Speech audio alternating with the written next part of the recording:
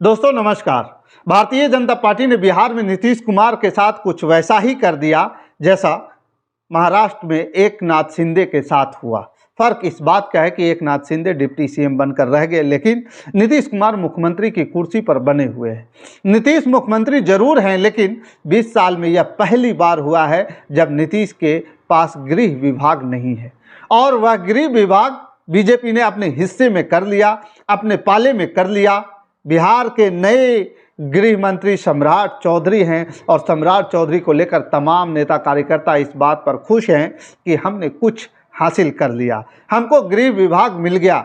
लेकिन आप जानते हैं कि यह नीतीश कुमार हैं। नीतीश कुमार ने अभी भी कई बड़े बड़े विभाग अपने पास रखे हैं, जैसे सामान्य प्रशासन विभाग। सामान्य प्रशासन एक बहुत बड़ा विभाग है। इसके साथ साथ विजिलेंस भी नीतीश कुमार के पास है। सचिवालय, मंत्रिमंडल, यह सब कुछ नीतीश कुमार के पास है। यानी सम्राट चौधरी को ट्रांसफ़र पोस्टिंग का कोई भी अधिकार नहीं होगा। बड़े महकमे में, पुलिस में, प्रशासन में ट्रांसफ़र पोस्टिंग का कोई राइट नहीं होगा। उनके पास गृह विभाग रहेगा, सुरक्षा देना उनका काम है। पुलिस का काम वह देखेंगे, पुलिस को क्या करना है, किसको सुरक्षा देनी है, किसको सुरक्षा नहीं देनी है, ये सब तमाम चीज़ें जो हैं सम्राट चौधरी करेंगे।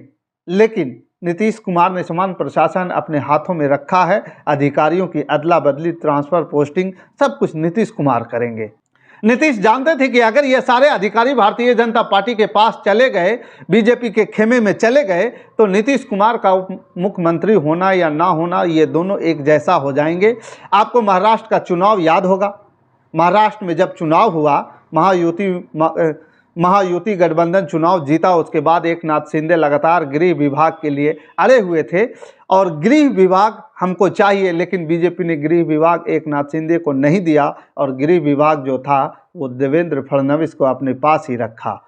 इसलिए इस बात से कोई इनकार नहीं है कि गृह विभाग बहुत महत्वपूर्ण विभाग है। किसी भी राज्य का बहुत, आप यह कह सकते हैं कि एक बड़ा अंग है। लेकिन नीतीश कुमार ने अगर गृह विभाग छोड़ा तो बहुत कुछ सोच समझ कर छोड़ा। उन्होंने कई अधिकारी वो अपने पास रखे, वित्त विभाग अपने पास रखे, उन्होंने अपनी पार्टी के हिस्से में ले लिया। अब कहा जा रहा है कि स्पीकर की कुर्सी को लेकर के जो घमासान मचा हुआ था, जदयू ने उसमें भी दांव जीत लिया है। जदयू ने कह दिया कि भाई गृह विभाग आप लीजिए और स्पीकर की कुर्सी हमको दीजिए। अब आप यह सोचिए कि वित्त विभाग भी नीतीश की पार्टी के पास है, यानी कि बजट के लिए हर किसी को नीतीश के पास ही आना पड़ेगा और उनके पार्टी के पास आना पड़ेगा। आप भले ही गृह मंत्री बन जाए, स्वास्थ्य मंत्री बन जाएं, कोई फर्क नहीं पड़ता है।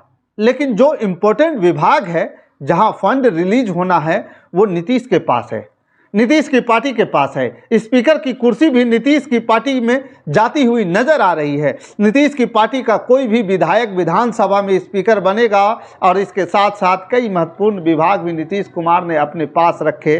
बिहार में दरअसल जो कुछ हो रहा है दोस्तों, ये महाराष्ट्र के बार बार याद दिलाता है।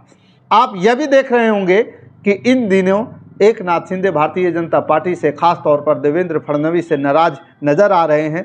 बातचीत नहीं बन पा रही है। एकनाथ शिंदे दिल्ली भी गए थे, अमित शाह से मुलाकात भी हुई थी, लेकिन अभी भी सुई अटकी हुई है।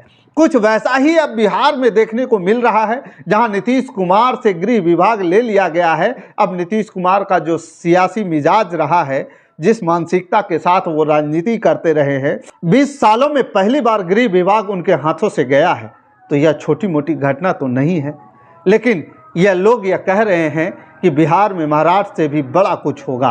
सरकार जरूर बन गई है, विभागों का बंटवारा जरूर हो गया है, लेकिन आने वाले वक्त में यहाँ स्थितियाँ ऐसी नहीं रहेगी। यानी आप यह मान कर चलिए कि बिहार आने वाले वक्त में भी आपको सुर्खियों में नज़र आएगा।